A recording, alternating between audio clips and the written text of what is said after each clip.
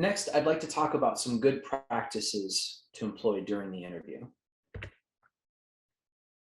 Now, as a recruiter, you are in the position of hiring and selecting candidates because the company trusts your judgment. And I want you to trust your judgment as well.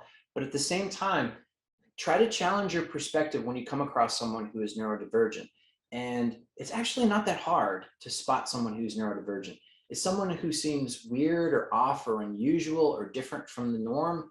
You know, when you see someone that gives you that kind of vibe, realize, oh, this person might be neurodivergent. That might be why they seem to be a little bit different from everybody else.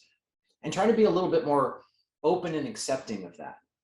You know, listen to the candidate's experiences, be open to see potential in this person because of his or her unique brain wiring.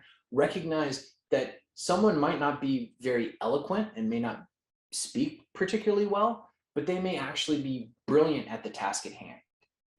And if speaking well is not a primary role of that job, then you should be open-minded about that. During the interview process, please make sure not to use vague language. Be as clear as possible. Try to say exactly what you mean. If you're using vague language and it seems like the person you're talking to is confused, you know, stop for a second and realize, you know, am I being clear? Am I being precise? Certainly with autistic individuals in particular, you want to avoid sarcasm. You may think that the tone of your voice makes it clear that you're not being serious, but an autistic person is listening to the words and using the definitions of the words. So they can further get confused when you try to use sarcasm, even if you feel like you're being obviously sarcastic. I think really in a professional setting like an HR interview, it should probably be better to just leave sarcasm at the door.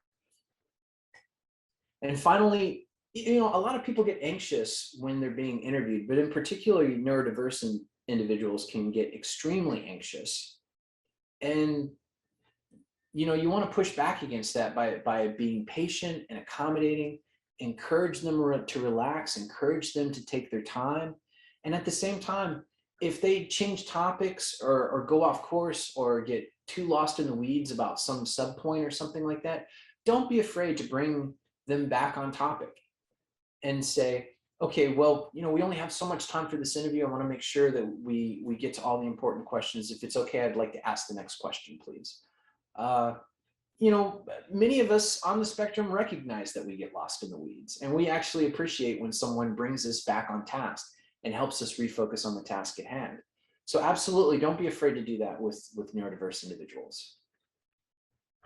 And next, let's talk about some useful do's and don'ts in the interview process. And one of the things I would strongly encourage you not to do is don't ask questions that are too broad. What is your greatest weakness? What is your greatest strength? For an autistic individual, we may agonize over these questions because we want to answer the questions as truthfully and as honestly as possible. And maybe I have 3 weaknesses and I'm not sure which of them is my greatest. And I might agonize over myself because I don't want to give you one and then later realize that that wasn't my greatest weakness. This one over here, in fact, was my greatest weakness. And now I'm torturing myself because I answered dishonestly. The same with like greatest strength. You know, rather you can rephrase these questions in a way that would make it more comfortable for a neurodiverse individual to answer. What are some of your strengths? What do you think you can do better than most people? You know, now these are easier questions to answer. Functionally, you've asked basically the same question, but you've rephrased it in a way that it's a more comfortable and easier question for an autistic individual to answer. And there are also some questions that can spike our anxiety way up into the red line. Like, where will you be in 5 years? Now, I understand what you're trying to get at with that question, but for most autistic individuals, that's an impossible question to answer. Like, we don't know if you're going to hire us. We don't know if we're going to like the job. We don't know if we're going to like the boss. We don't know if we're going to like the work environment. That's an impossible question for us to answer. Where will you be in 5 years? I don't know where I'll be in 5 years. That's an impossible question to answer. And now I'm extremely anxious because I don't know how to answer that question.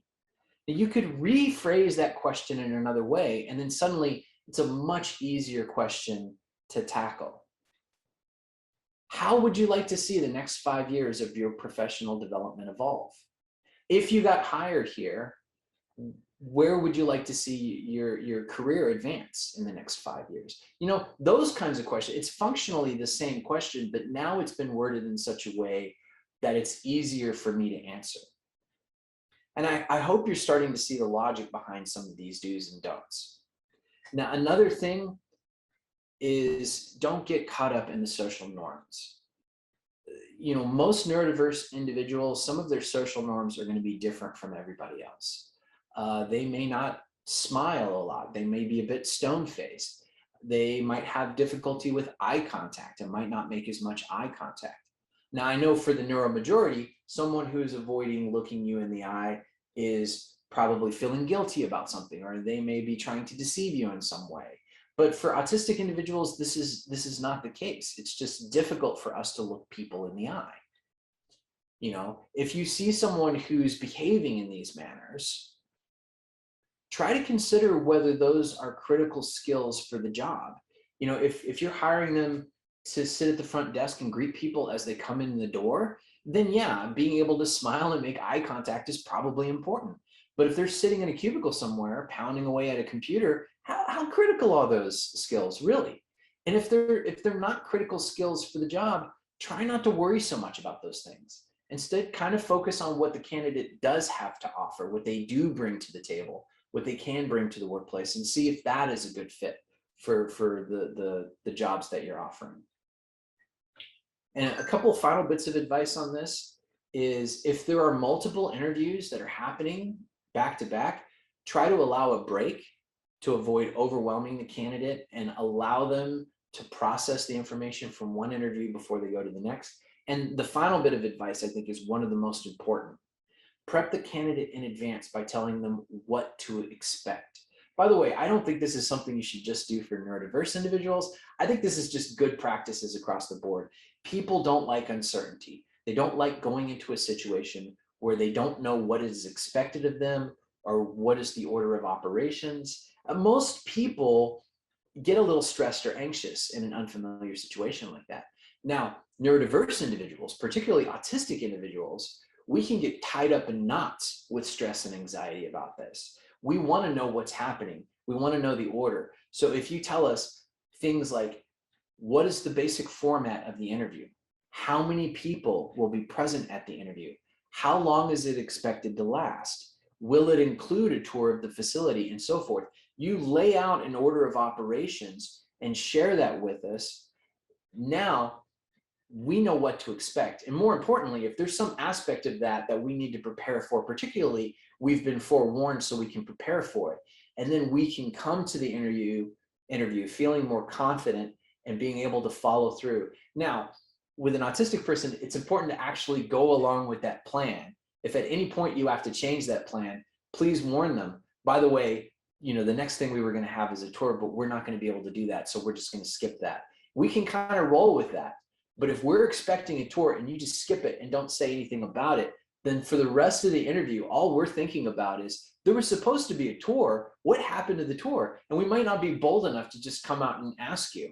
So it's kind of important that if you're going to deviate from the plan, acknowledge it and make sure everybody's on the same page as to why that was deviated.